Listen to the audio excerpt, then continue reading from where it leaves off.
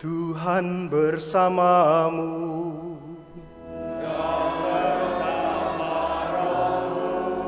Inilah Injil suci menurut Yohanes.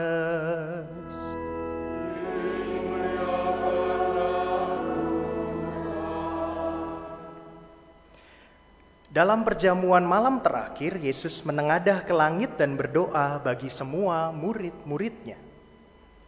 Ya Bapa yang kudus, peliharalah mereka dalam namamu, yaitu yang telah Engkau berikan kepadaku, supaya mereka menjadi satu sama seperti kita. Selama aku bersama mereka, aku memelihara mereka dalam namamu, yaitu namamu yang telah Engkau berikan kepadaku. Aku telah menjaga mereka, dan tidak ada seorang pun dari mereka yang binasa selain dia yang telah ditentukan untuk binasa, supaya genaplah yang tertulis dalam kitab suci. Tetapi sekarang aku datang kepadamu. Aku mengatakan semuanya ini sementara aku masih ada di dalam dunia, supaya penuhlah sukacitaku di dalam diri mereka. Aku telah memberikan firman-Mu kepada mereka, dan dunia membenci mereka karena mereka bukan dari dunia, sama seperti aku bukan dari dunia. Aku tidak meminta supaya Engkau mengambil mereka dari dunia, tetapi supaya Engkau melindungi mereka dari yang jahat. Mereka bukan dari dunia sama seperti aku bukan dari dunia. Kuduskanlah mereka dalam kebenaran, firman-Mu adalah kebenaran. Sama seperti Engkau telah mengutus aku ke dalam dunia, demikian pula aku telah mengutus mereka ke dalam dunia. Dan aku menguduskan diriku bagi mereka, supaya mereka pun dikuduskan dalam kebenaran. Demikianlah sabda Tuhan.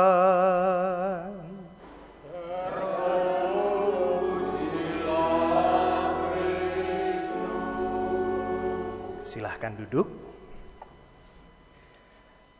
Saudari-saudaraku yang terkasih, sekali lagi semuanya selamat sore. Selamat sore Romo. Sudah lapar atau belum?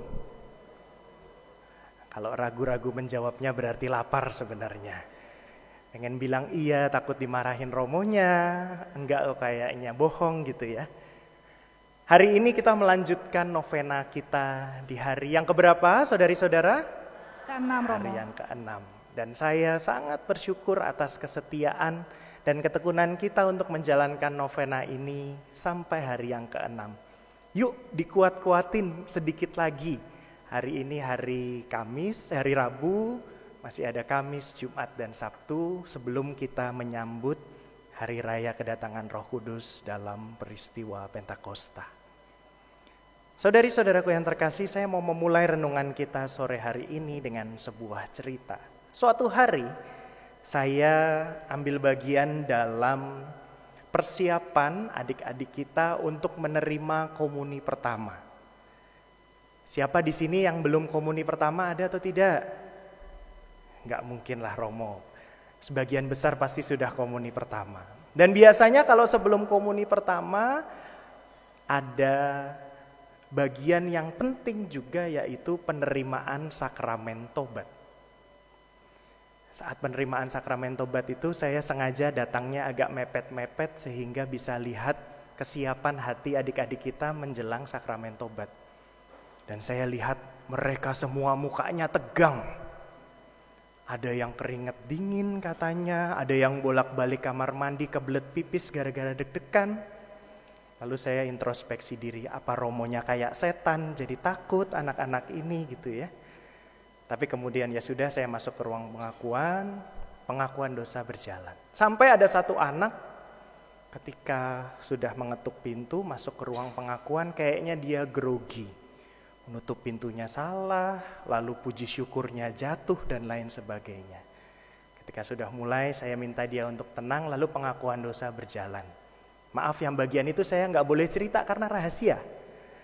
Tetapi yang menarik adalah ketika selesai pengakuan dosa, mukanya semakin tenang, wajahnya cerah, keluar pintu tiba-tiba dia teriak, "Hore!" Saya bingung dia hore kenapa gitu kan. Apakah senang karena dosanya diampuni, puji Tuhan kalau begitu, atau hore sudah nggak deg-degan lagi. Tetapi peristiwa ini bagi saya setidaknya sangat menarik bahwa salah satu hal yang membuat kita seringkali nggak nyaman dalam hidup ini itu kalau ada dosa, ada kesalahan, ada yang mengganjal di dalam hati kita. Makanya kalau hari ini tema dari novena hari yang ke-6 Roh Kudus memerdekakan, kita ingat bahwa dalam peristiwa kebangkitan Yesus pada saat Paskah, kenaikannya ke surga, Yesus itu sudah menghapuskan semua dosa-dosa kita, memerdekakan kita, dan sekarang kita mohon kepada Roh Kudus, tolong Roh Kudus supaya situasi merdeka ini tetap bisa kita jaga dengan hidup baik dan menjauhkan diri kita dari dosa-dosa kita. Terus apa sih Romo kalau kita udah jauh dari dosa-dosa, terus kenapa? Dalam bacaan Injil ada satu kata yang sangat menarik bahwa Yesus dalam doanya kepada Bapa meminta Bapa supaya memelihara kita.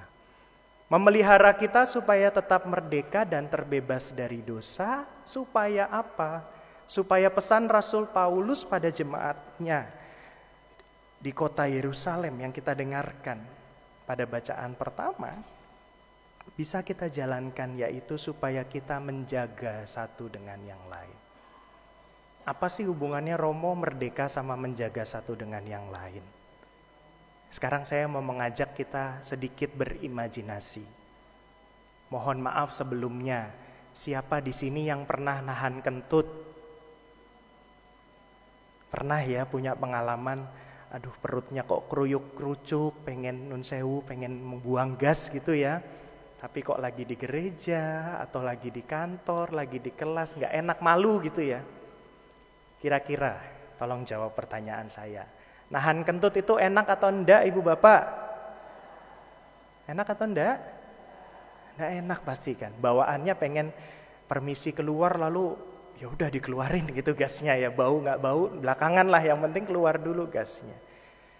Situasi kalau kita nggak merdeka itu seperti kita nahan kentut, bahwa fokusnya ya pada diri sendiri sampai kita lupa bahwa ada orang-orang di sekitar kita. Tapi kalau kita sudah merdeka, hatinya sudah lega, kita nggak lagi peduli dan juga fokus pada diri sendiri karena kita ingat, oh di kananku ada orang lain, di kiriku ada orang lain, ada keluarga, ada teman-teman, ada umat, ada semua orang yang juga perlu untuk kita perhatikan. Dan banyak cara untuk memperhatikan orang-orang di sekitar kita. Saya melihat di sini beberapa ada yang datang bersama dengan pasangan, keluarga atau teman-temannya. Boleh nggak saya minta tolong? Coba yang datang bersama dengan orang yang disayang, coba tolong dipeluk atau dirangkul sebagai wujud kasih sayang. Kalau yang sendiri gak apa-apa, saya juga sendiri, kita peluk diri kita sendiri yuk. Bahwa ada banyak cara bagi kita ketika sudah merdeka, kita jadi peduli sama orang lain. Kita jadi punya waktu dan punya ruang untuk bisa membagikan berkat dan kasih Tuhan untuk orang-orang di sekitar kita. Dan disitulah saudari-saudaraku yang terkasih, Roh Kudus bekerja. Dan ketika Roh Kudus bekerja, di dalam hati kita saya membayangkan, dengan sendirinya hati kita pun akan berdoa kepada Tuhan. Dan doa itu akan bersuara kurang lebih seperti ini.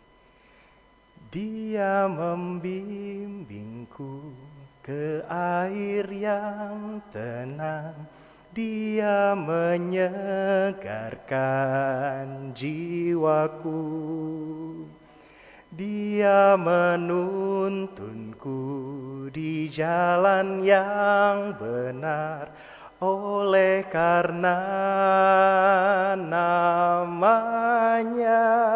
Bersama-sama. Sekalipun aku berjalan dalam lembah kekelaman.